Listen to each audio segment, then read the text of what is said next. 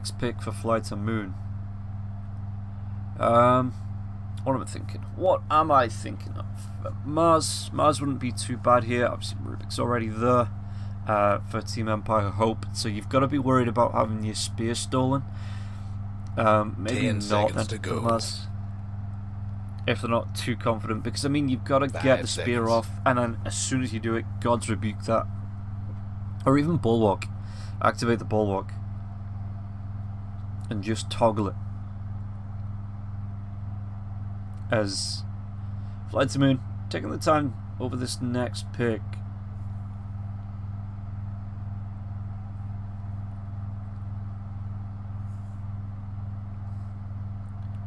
Queen of Pain, actually to be fair, Queen of Pain is a decent first pick because she is usually banned here as well. Probably one of the strongest heroes in the game at the minute and always worth a pickup. The amount of burst damage she does with the mobility she has, it is hard to lose as this hero. Like, it is legitimately hard to lose the mid lane and then the game as this hero because she just catches up so quickly. Even if she's behind, you give her 5 minutes to like you split push the bottom lane 4 versus 5 or like 4 versus 4, just buy some space and time. 5 minutes in and out of the jungle, boom, got herself an orchid, got herself a blade mail, got herself a, you know, Dyer's pick. Whatever it is she's building, it doesn't take her too long to kind of flash farm it. But then again, Nature's Prophet's the same. Nature's Prophet is being run as a mid laner or sometimes an off laner at the minute, and just once he gets those trains to level 3, the Call of Nature to level 3, 10 seconds to go. He can just send them off to the side camps while he farms the mid lane. 5 seconds. He's got an incredible attack animation, he does a decent amount of damage. You get him a Blightstone, something like that, that just increases the amount of damage he can do earlier on. And he kind of wrecks face in the mid lane, and the fact that he can carry a TP as well as obviously his teleportation just means he can pop up anywhere on the map, join in on ganks, and then instantly relocate back to the mid lane. Well, the Queen of Pain would have to rely on the blinks to get there a little bit faster and then be able to TP back to the mid lane, so it's a little bit longer of a rotation for the Queen of Pain. So 2 good mid lane heroes. If you want to play the Nature's Prophet mid lane, I'm not saying that he will 100%. It could be an off lane hero here.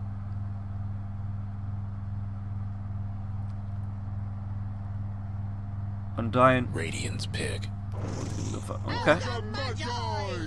Ogre Magi. One of those heroes that I've not seen often recently. He gets picked up every so often, you know, but in terms of out of 10 matches, you're probably looking at maybe 1 or 2. You know, nothing major, which is weird. 10 seconds to go. He's a good tanky hero in the early game. 5 seconds. He's got a decent amount of damage over time. You know, he's got a built-in stun. Obviously a buff as well, which doesn't go too bad with heroes like Dragon Knight, because you put your Bloodlust on him when he's got the Elder Dragon form up, you know, especially when you're pushing towers as well. Just that extra attack buff coming from the Bloodlust. Dyer's pick. It just... Dragon Knight. And there he is.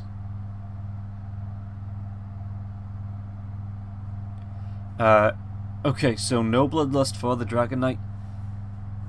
But again, Dragon Knight's such a good pusher at the minute anyway. Interestingly, we've seen Dragon Knights being run mid while the Queen of Pain gets run in the off. It all depends on what carry is going to be in that safe lane here for Empire Hope. But FTM, 5 seconds. This draft is still open, whether they want to put the Dragon Knight safe lane. Like, Dragon Knight's being run over all 3 lanes. Queen of Pain, I have seen a run once in the off lane, so technically over all 3 lanes, even if it was just the once in the off lane. Okay, Slark going to be the pickup here by Empire Hope. I actually wouldn't be surprised then to see the Dragon Knight in the off lane, just trying to contest, or not even contest, but the Breathe Fire makes it really hard for Slark to find farm in the early game.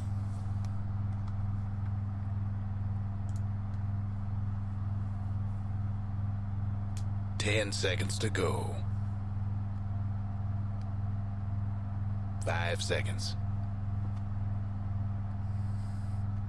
So, just coming to bans. Storm Spirit.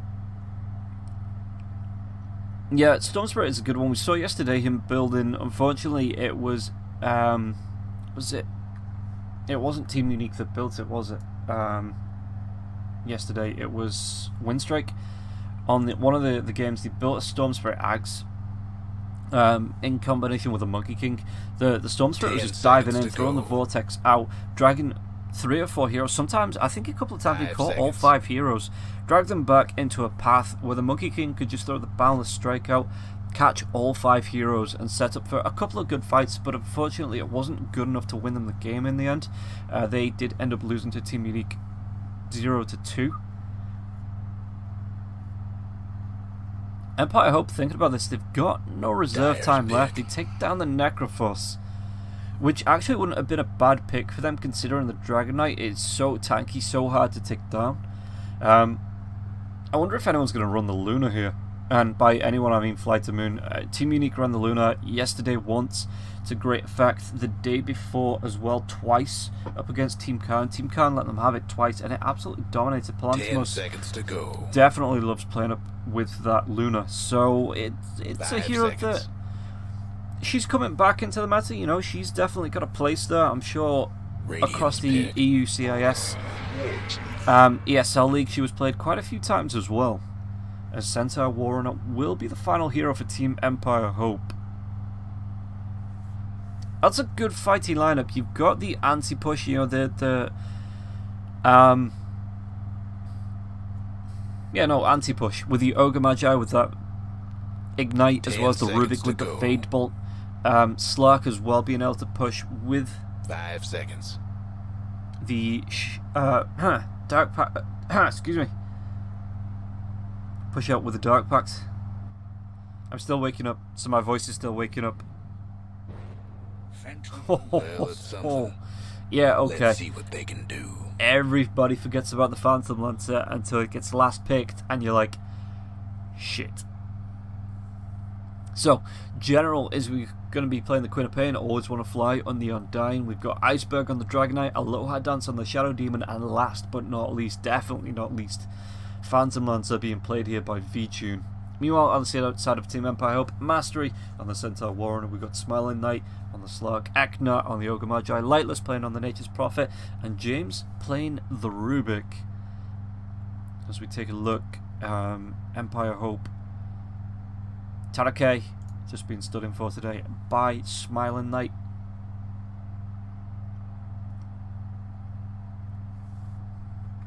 Let's actually take a look. Well, we've got ourselves 30 seconds to take a look at how teams are doing. So FlyToMoon went down 1-2 versus Virtus Pro, 1-2-1 versus Hellraisers, and 2-0 versus Khan.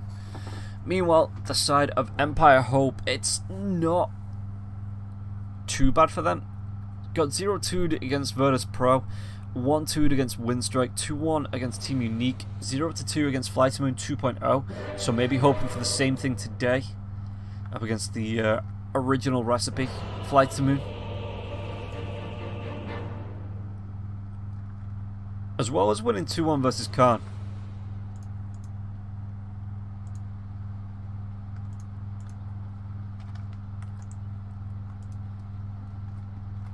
Everybody get set.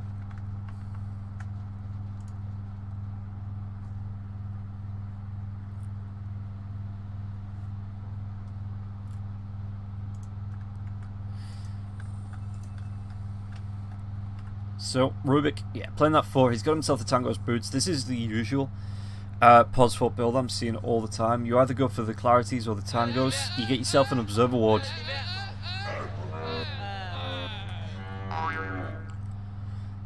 Funnily enough, both teams yesterday, FTM, you've got to have a reason. Alright, carry on. Yeah, both teams yesterday, both Team Unique and Windstrike, going for smoke, 5-man smokes out the gate, and it was something that I thought maybe would have seen a little bit more of, you know, maybe just try and secure first bloods, especially when you've got a lineup like this. You can go in with a Stomp as well as the Telekinesis, just either the Fire Blast, which is being picked up quite often actually, at level 1 or the Ignite. You know, you've got that damage over time. It is a good ganky lineup here. The slot being able to pounce or pick up the Dark Pact for extra damage. Aloha Dance, what are you doing, mate?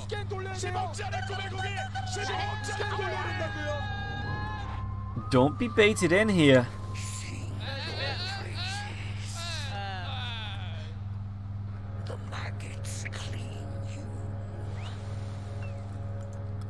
Eknut hasn't skilled anything yet, just yet. 3 seconds, so they're going to try and push back on this ward, and he's actually going to go for the Bloodlust level 1.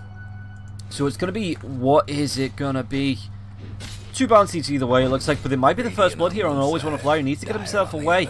A lot of damage coming out from Mastery, but there's not going to be any more control coming out. In fact, it's the Fade Bolt up in 3 seconds. Are they going to try and chase down V-Tune? V-Tune's going to be not fine, because after taking a beating like that, nobody's fine, but still not dead, which is a plus in this lane. Don't want to be giving away first blood, especially a melee hero up against Mastery here. Don't want to be getting those retaliate charges or the double edges just yet. Put that off for as long as possible. Always Want to Fly going to be trapped out by the body block, so it's going to be the Spirit Lance onto Mastery. Takes a decent amount of damage himself, especially when Always Want to Fly wants to be picking up these stacks, and 16 stacks from Mastery, 520 health. Do your damage now. His mid lane, it's going to be the DK, so it is going to be that off lane Quid of Pain. Just disruption from Eknut onto Eknut even. As top lane, General will be able to do a decent amount of harass. Surprised he went for the Scream over the Shadow Strike first. Shadow Strike on Smiling Knight. I suppose he's got the Dark Pact. Meanwhile, Eknut gets himself back into lane, just throwing a little bit of harass out onto General. There is going to be another disruption in a second, though. Are they going to try and turn this one around? Because the harass, Eknut, again, big tanky boy, but there's a decent amount of magic damage here now as well, and with this creep, General should hit level 2. Yeah.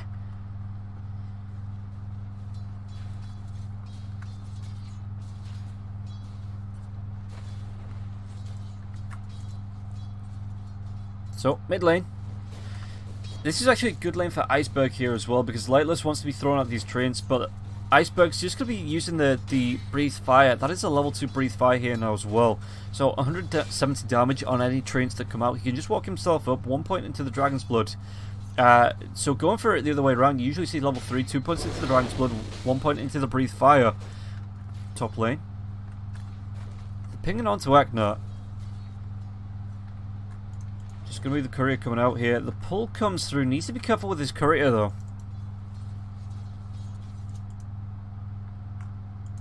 Always Want to Fly. It's going to be eventually 3 bounties in favor, just because the Dire never pulled back, and you see this from time to time. They just never pull back and get the bounty, and well, this time the Undying does pick it up. It's taken down by a neutral, which, you know, was voluntary.